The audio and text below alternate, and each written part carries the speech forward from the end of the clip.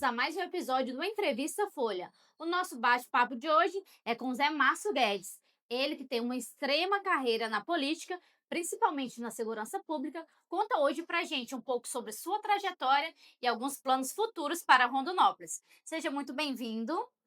Bom, agradeço demais, né, aqui pela oportunidade, né, desse momento a gente poder bater um papo, né, e falar um pouco, né, da história, né, nossa aqui na política, aqui em Rondonópolis, né, a passagem pelos cargos que tive no governo do estado, e o trabalho, né, que a gente fez aí visando melhoria da qualidade de vida, né, da população. Uma alegria enorme, né, de participar com você aqui, Raíssa.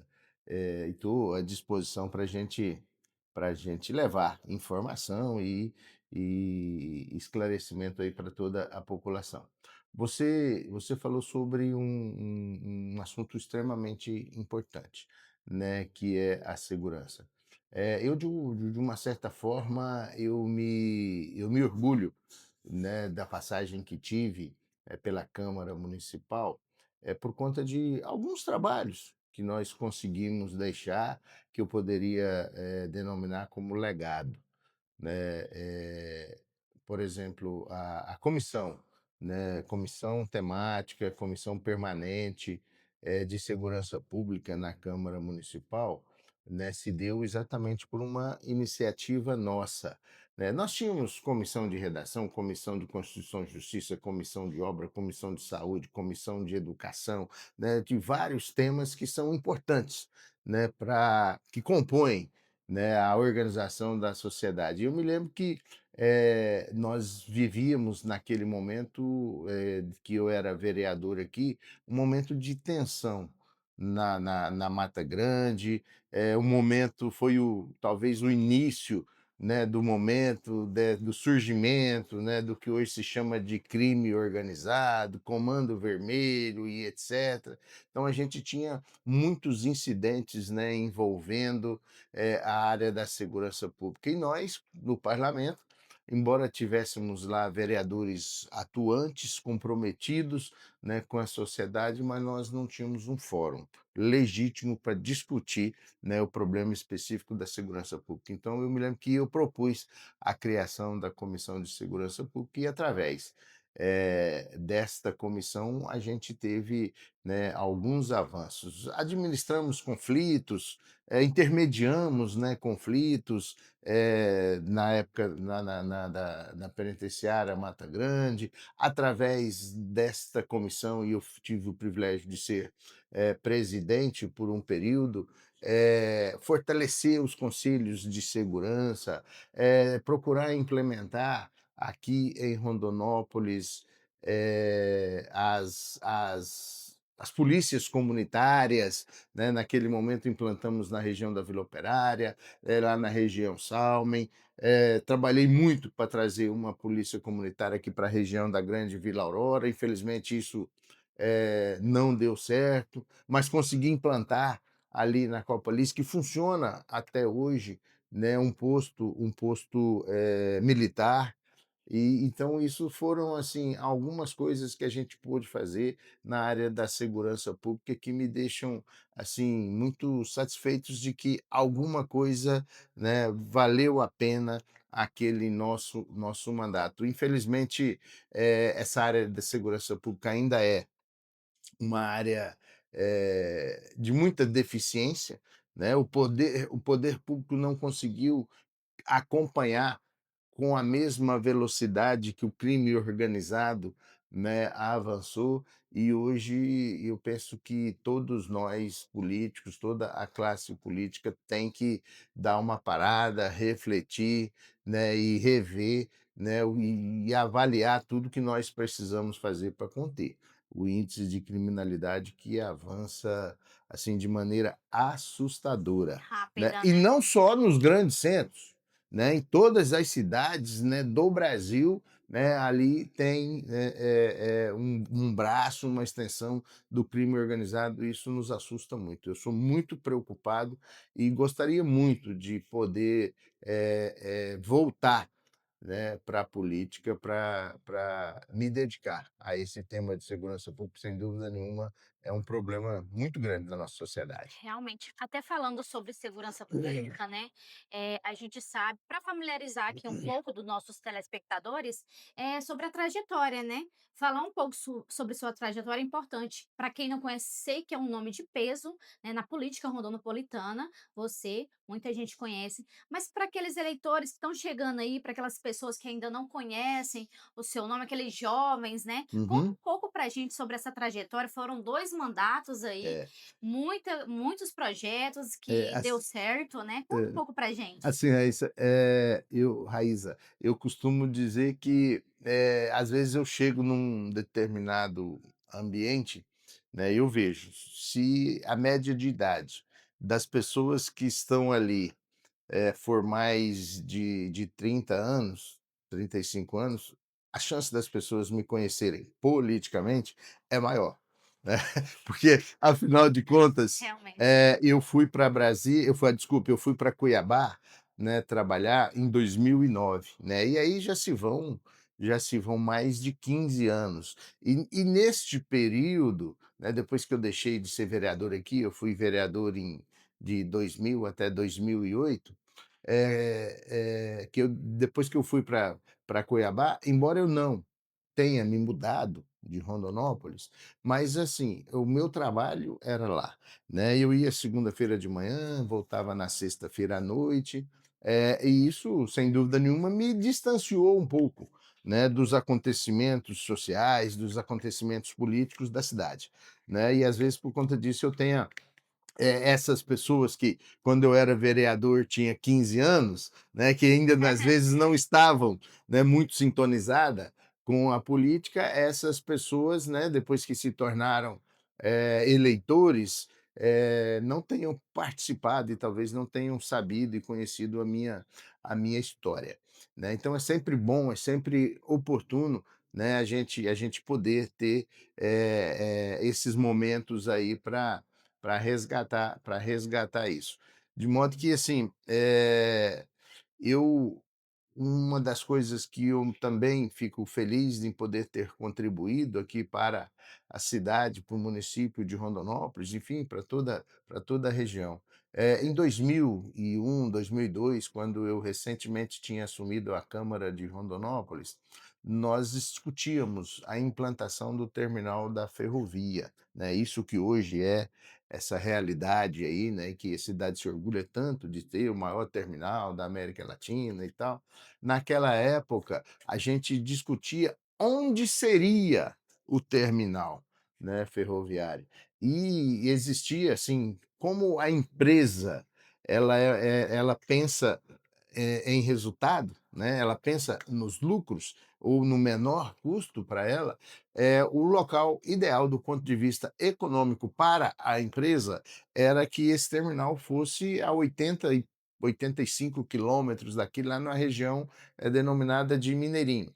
E eu tive o privilégio e até a felicidade de ter mobilizado toda a classe política daquele momento para que nós exigíssemos que a empresa eh, colocasse o terminal mais próximo de Rondonópolis possível, porque nós queríamos usufruir, né, daquilo que fosse positivo, né, do terminal sendo mais próximo. A gente tinha a preocupação de que, num futuro, esse terminal pudesse se transformar, inclusive, num povoado. E fatalmente seria, porque, aqui a 25, 30 quilômetros, é possível as pessoas que trabalham no terminal se deslocarem. De manhã vão para o trabalho, à tarde voltam para suas casas.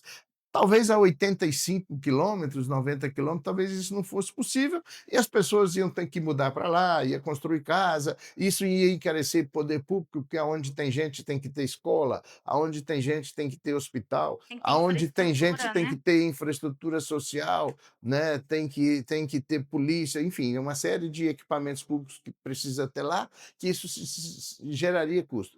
E de qualquer forma, a empresa, para ela seguir rumo a Cuiabá e ao norte do estado. Teria que passar mesmo por aqui. Então a gente conseguiu mobilização na época da classe política e hoje nós temos o terminal ferroviário aqui bem mais próximo da cidade e assim e a estrutura urbana que existe lá ela não compete nem conflita, né, com a estrutura urbana que tem aqui. Então, quer dizer, o filho do trabalhador lá da ferrovia, né, que trabalha no terminal, ele estuda na escola daqui da cidade, né? Ele usufrui, né, da saúde, ele usufrui da segurança pública, enfim, de toda a estrutura que compõe uma sociedade que sem a gente ter que criar um novo ambiente lá. Então, esse foi uma das coisas interessantes que eu atuei na época. Eh, Até relembrando também, tem a questão da segurança pública, um policiamento próprio lá na Vila Operária que foi cogitado também é. no seu Então, mandato. veja, de lá para cá, mesmo eu estando fora do mandato, eh, essa luta ela continua, né, sempre com vistas a melhorar, as condições de vida, né, da população. E depois que eu fui para Cuiabá, eu comecei a enxergar o seguinte: olha, lá em Cuiabá existem 5 batalhões de polícia, né, na Várzea Grande existem 4 batalhões de polícia, aqui em Rondonópolis nós temos um que é o quinto batalhão. Nós temos o comando regional e nós temos o quinto batalhão. Então, assim, já fazem alguns anos que eu estou, na condição, né, de assessor do senador Wellington, que eu estou trabalhando junto com o senador Wellington, junto com o comando geral da Polícia Militar do Estado de Mato Grosso, para que nós implantemos na região da Vila Operária o segundo batalhão, né, para desmembrar um pouco.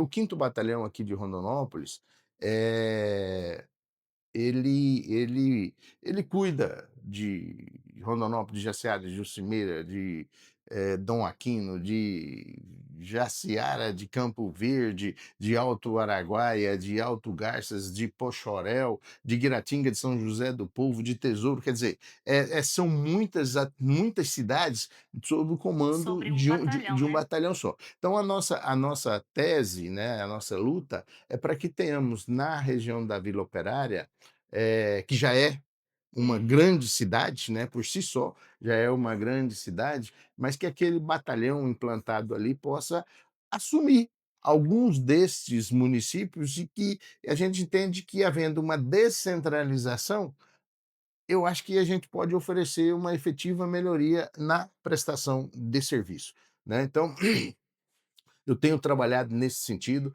alguns avanços a gente já conseguiu, ou seja, hoje já existe criado, né, já a estrutura do batalhão da Vila Operária, na forma de uma companhia independente. Independente. Mas o que interessa mesmo para nós, e mais importante às vezes do que você ter a estrutura no papel, é você ter a presença física da polícia, né. Não adianta nada você saber que aqui em Rondonópolis tem, tá bom, nós temos aqui, 200 policiais militares, mas se eles não estiverem na rua aí circulando, a sensação de segurança inexiste, né. Então você só se sente seguro se você vê a polícia circulando, Nas né, ruas, né, a nas ruas, segurança. né, ainda que o carro da polícia esteja parado ali na praça, mas você sabe que a polícia está ali. E aí tem aquele velho ditado, né, a gente sabe que onde tem o gato, o Tem uma rato não está por perto, né. Então, é essa a tese, então eu trabalho muito para que a gente possa, num futuro muito próximo, eh implantar o batalhão, mas a estrutura física do batalhão, né. Lá na Vila Operária, né, nós atuamos muito, aí tem uma parceria com o subtenente Ignâncio, nós conseguimos elevar, né, a polícia ambiental, né, que era uma extensão, né, da polícia militar, nós conseguimos transformar a polícia ambiental numa companhia independente da polícia ambiental. E no estado foi a segunda. Quando nós conseguimos fazer isso, só tinha Cuiabá e Rondonópolis. Hoje já tem Cuiabá, Rondonópolis, Barra do Garças, Tangará da Serra e Sinop. Hoje nós já estamos com 5 batalhões da polícia ambiental. Estamos tentando levar para Alta Floresta, e eu não me lembro o nome da outra cidade, mas é mais ou menos na região norte, né, que lá tem incide muito questão de extração, né, de madeira, de minérios também, né, Não, e a então gente, como jornalista, vê realmente é a polícia ambiental fazendo um serviço um muito bom bom, trabalho, um bom né. trabalho, e realmente o que você falou é muito verdade. A gente vê mais atuante, a É polícia isso, ambiental mais atuante isso. em outras cidades. A gente sabe que Mato Grosso É. é um estado muito grande e realmente precisa ter essa segurança Eu mais. aqui até queria aproveitar esse momento para elogiar, né, tanto a polícia militar quanto a polícia ambiental, né. A estrutura que a polícia ambiental tem aqui em Rondonópolis é uma coisa digna de aplauso. O trabalho que eles fazem aqui é significativo para a sociedade, para a conscientização, né, de pessoas, para fiscalização, e o ambiente, a estrutura física que eles têm lá é realmente uma estrutura que valoriza, né, que valoriza e motiva o policial militar a prestar serviço de boa qualidade. Então, assim, a gente tem esse foco, essa atuação, e eu quero, se Deus quiser, continuar nesse meu propósito da gente implantar a polícia, o Batalhão. batalhão, né, da polícia militar na região da Vila Operária de forma física. Na verdade, isso ainda não aconteceu, porque nós não conseguimos um terreno, né, que fosse compatível com as necessidades, da polícia, né, e que fosse um terreno que seja de propriedade ou da prefeitura ou do governo do estado. Mas a gente já tem alguns em vista, e se Deus quiser nós vamos avançar, e no futuro muito próximo a gente vai conseguir implantar. Isso mesmo, espero que a próxima entrevista a gente já esteja falando sobre esse batalhão já posto e todo mundo tá Glória trabalhando. glória glória a Deus. Falando um pouco sobre programas sociais ainda também na sua gestão como vereador, tem o Banco do Povo, né, que também foi implantado, foi uma ideia sua, foi no seu mandato, que beneficiou, né, pequenos empreendedores. E Isso. até hoje, né, a gente é beneficiada com isso, agradece porque ajudou bastante. Conta um É, pouco pra gente. não, na verdade não é uma ideia, não foi uma ideia minha, né. Essa é uma ideia, na verdade, que eu copiei do estado de Goiás, e fui a Goiânia, né, umas 2, 3 vezes, foi no meu primeiro mandato, né. Eu soube desse Banco do Povo, né, lá em Goiás era o Banco do Povo, né, e eu gostei muito desta ideia, porque uma das propostas, né, assim, que eu defendi durante a minha campanha foi de ajudar, né, na geração de emprego e renda para a população. Então eu dizia o seguinte, que na caminhada, né, das campanhas, você visita, você conhece, encontra, muitas pessoas, e aí a gente encontrava, né, com pessoas que tinham habilidades para o trabalho, né, que tinha talento, vocação, né, para trabalhar em uma determinada profissão, seja manicure, seja cabeleireira, né, seja no feitio de bolo, né, de artesanatos, enfim, uma série de trabalhos até informais, né, que as pessoas tinham capacidade e talento para fazer, e que às vezes não fazia por conta de um aporte financeiro. Eu preciso uma manicure, precisava de ter uma poltrona confortável, né, os equipamentos mínimos necessários ali, um secador para o cabeleireiro e tal, aquela coisa toda, que a confeiteira precisava de um forno, uma batedeira, um liquidificador, uma coisa assim, que às vezes não tinha o recurso para comprar. Então, a minha ideia foi exatamente essa. E aí eu tive um grande parceiro, né, nesta ideia, que foi o prefeito Percival, né. Eu iniciava todo o discurso que eu fazia na Câmara, eu terminava dizendo que estava esperando a implantação do Banco do Povo. Aqui teve um jornalista, Ele era Bo insistente, então. Boleslau Dorada. Ele tinha um programa de rádio aqui, e que ele todo o programa, quando ele terminava cobrando do poder público a construção da ponte, da rua 13 de Maio, Hã. né. Então ele pegou isso como bandeira e acabou que a ponte saiu e depois quem fez a ponte foi o prefeito Ananias, pôs o nome do pai do Boleslau na Olha, que ponte. legal.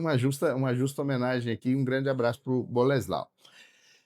Então eu fazia essa mesma coisa, porque eu entendia que isso era realmente um instrumento para ajudar as pessoas, né. E aí isso funciona até hoje, né. O Percival na época era o slogan da administração era "a força da gente", então ele falou: "Zé, eu vou implantar o banco, mas nós vamos chamar, ao invés de chamar o Banco do Povo, nós vamos chamar o Banco da Gente". Eu falei: "Ótimo, perfeito", gostei inclusive da ideia. E na época foi quando a prefeitura estava construindo aquilo que hoje a gente chama de camelódromo, né, ali na Avenida Dom Vunibaldo. E o Percival fez um compromisso comigo o seguinte, falou: "Olha, a prefeitura vai construir e toda a renda que aquilo lá tiver, ou seja, nós vamos vender os boxes e o dinheiro que entrar do box, nós vamos colocar vai ser o banco da gente vai ser o gestor do camelódromo". Certo? Então o banco da gente já vai nascer com o patrimônio do camelódromo. Já nasce do povo mesmo. Então a renda que nós tivermos aqui, ou dos aluguéis, ou das compras, então vai ser o capital que o banco vai poder emprestar para as pessoas, para que as pessoas pudessem comprar o alicate de unha, comprar a tesoura do corte de cabelo, né, comprar as formas para fazer o bolo, enfim, os insumos que forem necessários. Então a gente fez isso e a gente definiu na época o empréstimo, acho que até R$ 2.000, e depois, obviamente, com a Com a demanda, né. valorização, com a demanda, esse valor foi aumentando. Mas assim, sem dúvida nenhuma, eu recebi no meu gabinete e nas minhas andanças por aí, eu reconheci muita gente que tinham se beneficiado, né, com o banco da gente. Isso realmente também é uma das coisas que me alegra muito e demonstra, né, o carinho e, mais do que carinho, a responsabilidade que a gente tem em ajudar as pessoas, né, se organizarem, né, de forma na comunidade e de formas a tirar dali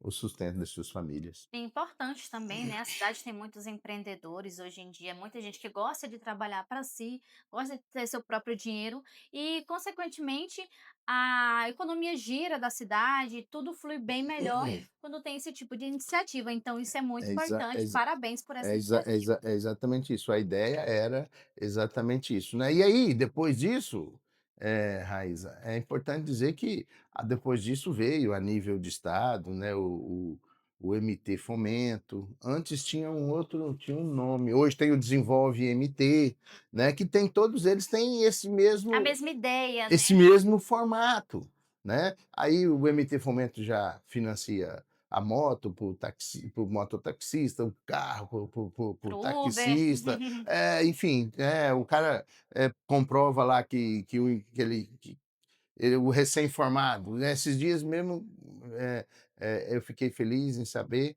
né, o profissional recém-formado em veterinária foi lá, apresentou um projeto e conseguiu tirar, né, um recurso para montar o seu pet shop, Olha que né, coisa boa. que é um segmento que está, né, crescendo muito em todo o país. Em Mato Grosso, principalmente, né, igual Então ele não tinha como construir, equipar, mobiliar o pet shop dele. Com o MT Fomento ele foi lá e conseguiu, né, e isso certamente são está prestando histórias que serviço. realmente incentivam a gente a fazer coisas mais, assim, do tipo, né, Na coisas que verdade na verdade eu costumo dizer, Raíssa, que, o que faz valer a pena o mandato é isso, né, é isso que você consegue fazer para ajudar as pessoas. Só faz sentido você ter mandato se for para ajudar, né, as pessoas, né. Embora tenhamos algumas, exceções, né, que pessoas que querem usar o mandato para, né, para outros privilégios, mas no meu entender, o mandato só tem sentido se for para ajudar as pessoas a terem uma vida melhor. Exatamente, servir o público, servir a sociedade, de forma com que a cidade caminhe para um bem melhor, para entrar na história. Rondonópolis é uma cidade que cresce a cada dia É mais, é uma isso aí, cidade pujante, então isso é muito importante para todo mundo que mora na cidade, né. é isso aí. E falando sobre educação, a gente vê também sobre as escolas militares. Você é um grande apoiador das escolas militares, né, então conta pra gente como que é a importância de escolas militares, o que você acha que isso influencia hoje, para os pequenos, né, para os jovens de hoje em dia, para as mães dessas pessoas, a escola militar? Qual a importância dela hoje em dia para a gente, para nossa cidade e até para o país também, né? Bom, as escolas cívico-militares é um projeto que me atrai muito, né, porque assim, nós falamos aqui um pouco, né, bastante até de segurança pública, e o problema da segurança pública não é um problema da polícia. O problema da segurança pública é um problema da sociedade, é um problema da família, né. Então, assim, se nós estamos tendo hoje uma sociedade um pouco, desgarrada, né, daquilo que nós gostaríamos que fosse, um pouco é por conta da deteriorização, né, da família, né, e por conta da os afazeres do pai, os afazeres da mãe, né, e às vezes a criança fica desassistida, né, já se cria num mundo sem limites, num mundo sem disciplina, né, e aquilo a gente acaba entregando para a sociedade, às vezes, um jovem, que não está, muito afeiçoado com a questão da disciplina, né, por conta dessa correria do dia a dia das famílias, né. E a escola cívico-militar, ela ajuda um pouco na formação, né, de pessoas, ela traz um pouco mais de disciplina. Eu me lembro quando eu era criança, eu estudava, né, todo dia antes da entrada da sala de aula, nós ficávamos em fila, os menores à frente, os maiores atrás, uma fila de homem, uma fila de menino, uma fila de menino, uma fila de menina, ali nós cantávamos o hino nacional, na Semana da Pátria nós cantávamos o hino da independência, cantávamos na Semana da Bandeira, nós cantávamos o hino da bandeira, nós rezávamos todo dia, na hora que a hora que a gente entrava, antes de sentar, a gente rezava, antes de sair, a gente rezava, né. Quer dizer, então a escola, além de ser um ambiente para educar, ela também era um ambiente que trazia disciplina, né, para gente. Infelizmente, essas coisas ao longo do tempo, elas foram se perdendo, Infelizmente. né, mas a gente percebe que nessa escola cívico-militar, ela traz novamente esse ambiente de disciplina. E eu não tenho dúvida nenhuma, a criança que estuda numa escola cívico-militar, que se forma, né, no ambiente cívico-militar, é uma criança diferenciada. Essa criança dificilmente ela tomará na sua vida um rumo desvirtuado, né. Então eu sou, muito animado com esse método cívico-militar, né, para que volte as crianças, né, os adolescentes voltem a ter disciplina, né, porque, eu penso que ter disciplina, ter responsabilidade, né, ter respeito pelos símbolos, né, cívicos da nossa pátria, né, como a bandeira, como o hino nacional, isso traz dignidade, né, para a pessoa, né, e traz um respeito aos valores, né, aos valores da família, né, e se você tem respeito com os valores da pátria, com os valores da família, você também vai ter, respeito com os valores éticos e morais na sociedade. Então, eu sou muito animado e, assim, eu gostaria muito, né, de poder ajudar e incentivar a formação, a existência, né, de mais escolas cívicos militares no estado de Mato Grosso. Muito bom. A gente sabe que é importante formar, jovens com caráter, com respeito, né. A gente Exatamente. sabe que isso vem realmente de dentro de casa, mas que a escola ajuda 80%, 90% a criança tá lá, então ela tá aprendendo A coisas criança boas. passa, né, boa parte do tempo na E da escola, vida, né. e é importante que, bom, ele não está em casa, mas aonde ele está, né, boa parte do tempo dele que ele está na escola, ele está sob, um regime, né, de disciplina, né, que impõe para ele, fala: "Olha, a vida não é o que você pensa, não é o que você quer, né, você tem regras, você tem, eh eh, enfim, você tem legislação, você tem regra, você tem, limites que você Respeitar, precisa né. respeitar e conhecer, pra você conviver em comunidade, para você conviver em sociedade, né.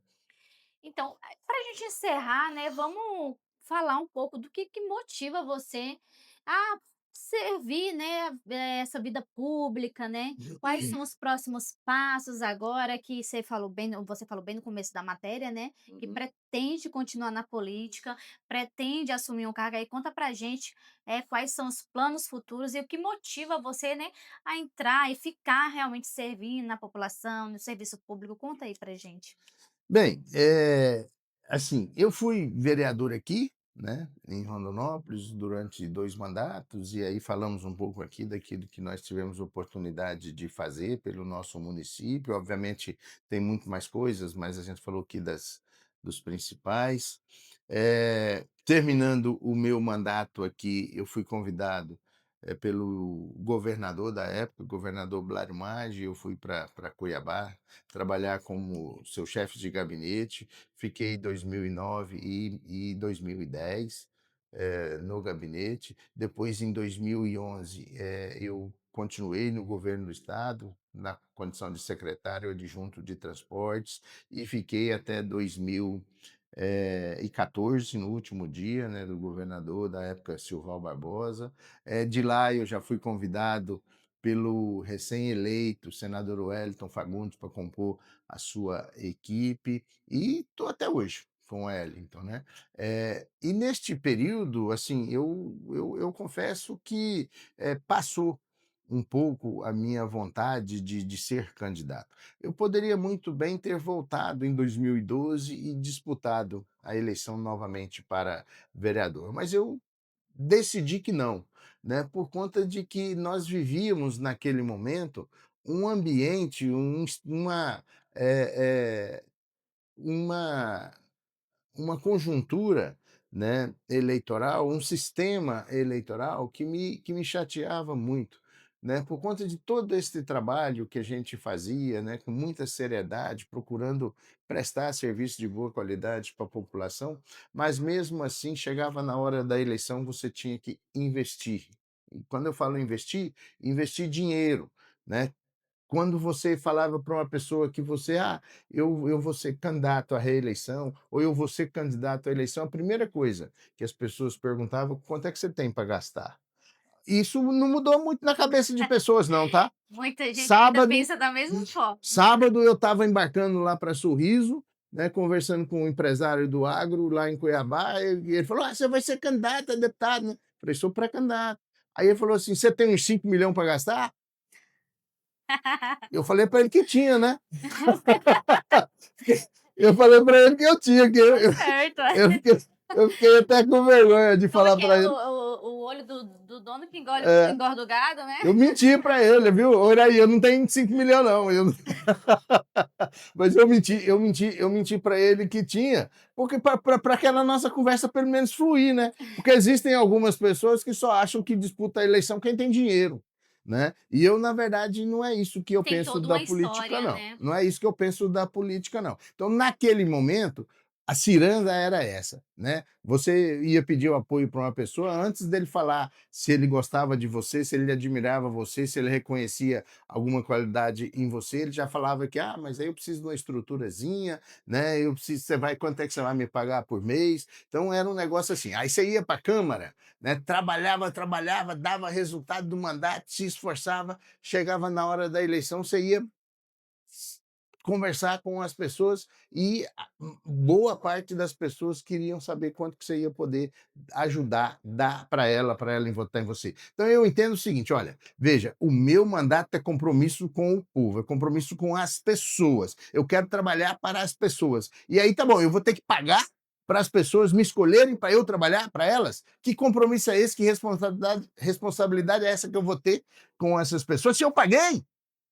Né? Então eu queria, na verdade, eu sou um sonhador da política, assim, que eu acho que as pessoas tinham que me escolher, escolher os candidatos voltados para aqueles que têm condição de trabalhar e de prestar um bom serviço, dá para dar resultado para a população, e não em troca, né, de alguma coisa, de um bujão de gás, de uma receita médica, de uma dentadura, de um par de óculos, enfim. Eu acho que o político tem que ser escolhido pela capacidade que ele tem de entrega, né, de resultados, e não do dinheiro. Então, é, um pouco que fez eu desistir, né, de disputar uma eleição em 2012 foi isso. Mas eu percebo que de lá para cá as coisas estão mudando um pouco.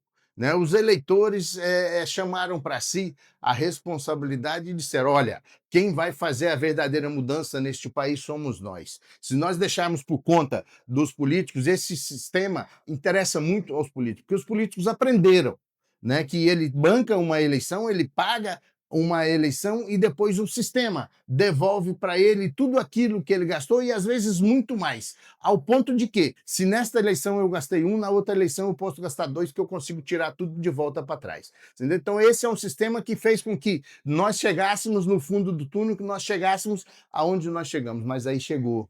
Aí chegou o eleitor de bem. Aí chegou um eleitor que quer fazer a verdadeira mudança. Chegou um eleitor que está participando desse processo, chamou para si a responsabilidade, e é exatamente essa mudança na cabeça do eleitor que está me motivando a voltar para a política. Então eu sou pré-candidato, me apresento ao meu partido como pré-candidato e para toda a sociedade do estado de Mato Grosso, porque eu quero fazer diferente de tudo que está aí. Né? Os meus mandatos aqui em Rondonópolis, a minha história, a história da minha vida, a minha história política, seja na assessoria, seja na minha vida pessoal, seja na minha vida social, a minha história me avaliza para isso. Né? Não tenho nenhum processo, não tenho nenhuma improbidade, não tenho nenhum problema com justiça, não tenho nenhum processo. A minha vida sempre foi pautada no trabalho e no resultado. Então, é essa motivação que eu tenho. Se a população entender, né, que a experiência que eu tenho adquirida aí ao longo de mais de 40 anos trabalhando na política,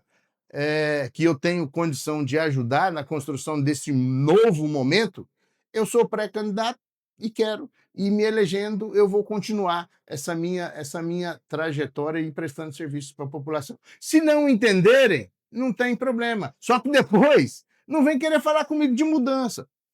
Né? Ah, nós queremos mudança.